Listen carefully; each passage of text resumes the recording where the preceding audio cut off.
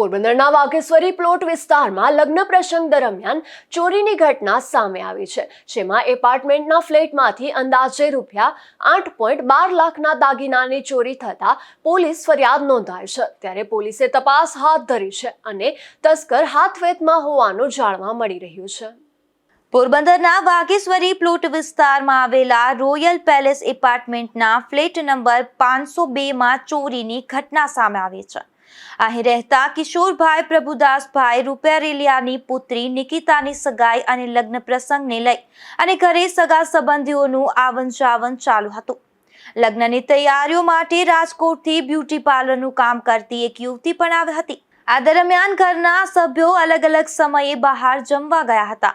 પ્રસંગને કારણે ઘરને તાળું મારવામાં આવ્યું ન હતું। ત્યારબાદ દીકરીના દાગીનાની લિસ્ટ બનાવવા માટે કબાટ ખોલીને તપાસ કરતા અંદાજે ₹8,12,500ના દાગીના ગાયબ હોવાનું સામે આવ્યું હતું।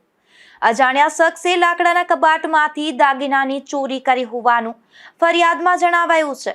ફરિયાદમાં પરિવારજનોએ જણાવ્યું છે કે લગ્ન પ્રસંગને કારણે અનેક સગા સંબંધીઓ ઘરે આવ્યા હતા, પરંતુ હાલ કોઈ વ્યક્તિ ઉપર શંકા કે વહેમ વ્યક્ત કર્યો નથી। આ મામલે પોલીસે ગુનો નોંધી તપાસ શરૂ કરી છે। પ્રાથમિક તપાસમાં ચોરી કરનાર તસ્કર હાથવેતમાં હોવાનું જાણવા મળ્યું છે અને તેને ઝડપી પાડવા માટે પોલીસે તપાસનો ધમધમાટ શરૂ કર્યો છે। નિપુલ પોપટ સાથે અશોક થાનકી, ગુજરાત ન્યૂઝ, પોરબંદર।